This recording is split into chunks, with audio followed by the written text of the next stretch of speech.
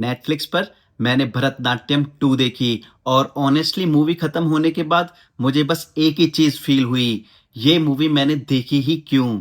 मैं ऐसा क्यों बोल रहा हूँ वो अभी पता लग जाएगा। पहले शॉर्ट में मूवी की बेसिक स्टोरी समझते हैं कि कहानी क्या है। कहानी एक फैमिली के अराउंड घूमती है, या बोलूं दो फैमिलीज के अराउंड घूमती है, जिनका हेड एक ही आदमी है, भरतन। एक तरफ शशि और उसकी फैमिली, और दूसरी तरफ भरतन की दूसरी वाइफ रुक्मणी और उसका बेटा, जो दूसरे गांव में रहते हैं। भरतन ये राज तब रिवील करता है जब वो मौत के मुंह में होता है। अब ये तो फैक्ट है कि मरते वक्त आदमी अपने गंदे राज बता ही देता है। भरतन के मरने के बाद शशि और उसकी फैमिली सरप्राइजिंगली रुक्मणी और उसके बेटे को एक्सेप्ट कर लेती हैं, और उनको प्रॉपरली सेटल करने के लिए वो रुक्मणी के गांव में कुछ दिन के लिए शिफ्ट भी हो जाते हैं उन्हीं के साथ। और फिर बाहर आता है भ्रतन का एक और राज। भ्रतन की फैमिली को पता चलता है कि भ्रतन और उसके तीन दोस्त, गोविंदन, बेबी और एक और बंदा, एक मंदिर के कमेटी के पार्ट होते हैं। लेकिन ट्विस्ट ये है कि वो मंदिर असली होता ही नहीं है। पूरी स्टोरी फेक बनाकर लोगों को बेवकूफ बनाया जा रहा होता है, और ये बात हायर ऑफिशियल्स को पता लग जाती है। उस राज को छुपाने के लिए गोविंदन शशि की फैमिली से 75 लाख रुपए मांगता है, और इनिशियली मूवी ये दिखाती है कि ये पैसे ऑफिसर्स को रिश्वत देने के लिए चाहिए ताकि पूरा मैटर दबाया जा सके। लेकिन यहाँ आता है एक्चुअल एक छोटा सा कैच। ऑफिसर्स को पूरे 75 लाख रुपए नहीं चाहिए होते। यहाँ गोविंदन पूरा हरामी निकलता है। वो सिर्फ मैटर को सेटल नहीं करवाना चाहता, बल्कि साथ ही साथ अपनी जेब भी भरना चाहता है। और सबसे फनी बात यह है कि ये बंदा सेम ट्रिक बाकी के कमेटी मेंबर्स के साथ भी खेल रहा होता है। वहीं गोविंदम कंटिन्यूअसली शशि की फैमिली पर प्रेशर बनाता है और उनसे जाकर बदतमीजी भी करता है। ये बदतमीजी बर्दाश्त न करने के कारण शशि की फैमिली गोविंदन को निपटा ही देती है, और जब शशि घर पर नहीं होता। अब शशि की फैमिली गोविंदन की लाश को कैसे ठिकाने लगाती है, उनको क्या क्या दिक्कतें आती हैं, मूवी इस चीज को फनी वे में दिखाने की कोशिश करती है।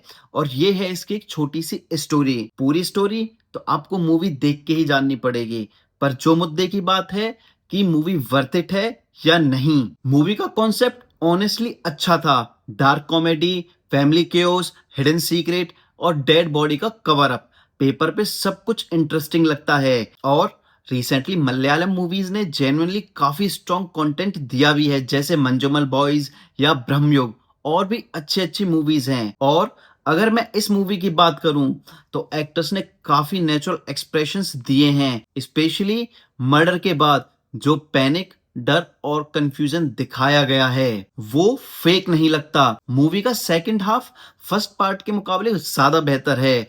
वहां स्टोरी फाइनली थोड़ी इंटरेस्टिंग होती है और कुछ रिवील्स भी अच्छे लगते हैं, लेकिन तब तक मेरे लिए कनेक्शन थोड़ा वीक हो चुका होता है मूवी के लिए। वहीं अगर मैं बात करूं मूवी में क्या क्या कमियां हैं, तो मेरे पर्सनल एक्सपीरियंस से मुझे बहुत सारी कमियां मूवी में लगी। स्टार्टिंग के ऑलमोस्ट 35 से 40 मिनट काफी स्लो हैं। ऐसा फील हो रहा होता है कि मूवी कंटिन्यूअसली बिल्डअप कर रही है, लेकिन प्रॉपर हुक ही नहीं कर पा रही। अब क्योंकि मूवी एक डार्क कॉमेडी जॉनरा में आती है, नेचुरली एक्सपेक्टेशंस हाई होती हैं कि कॉमेडी स्ट्रांग होगी। लेकिन पर्सनली मेरे लिए मूवी में जेन्युइनली फनी मूवमेंट्स बहुत कम थे।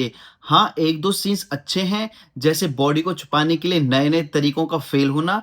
एक दो सीन्स भी अच्छे लग सकते हैं अगर आप मूवी देखोगे। मूवी कुछ ऑकवर्ड सिचुएशंस में स्माइल भी निकलवाती है, लेकिन ओवरऑल कई जगह कॉमेडी मुझे फोर्स्ड फील हुई। मूवी का बिगेस्ट इशू मेरे लिए ये था कि मैं इमोशनली और कॉमेडिकली प्रॉपरली कनेक्ट ही नहीं कर पाया, क्योंकि मूवी कभी प्रॉपरली थ्रिलर बनना चाहती है, कभी फैमिली ड्रामा और कभी डार्क कॉमेडी, और इसी वजह से एंगेजमेंट ब्रेक भी होता रहता है। तो सिंपल वर्ड्स में बोलूं, मेरी पर्सनल रिकमेंडेशन यही रहेगी कि 2 घंटे इस मूवी पर वेस्ट मत करना, क्योंकि मैंने खुद इसको 1 घंटे से भी कम टाइम में देख लिया था। वैसे तो ये एक अच्छा डार्क कॉमेडी कॉन्सेप्ट था, लेकिन मेरे लिए ये मूवी एंटरटेनमेंट और एंगेजमेंट दोनों में ही फेल हो गई। और अगर बस टाइम पास करना है तो सो जाना, ये ज्यादा अच्छा रहेगा। ये मूवी आपको नेटफ्लिक्स के साथ चिल तो करेगी ही नहीं, ये मैं लिख के देता हूँ।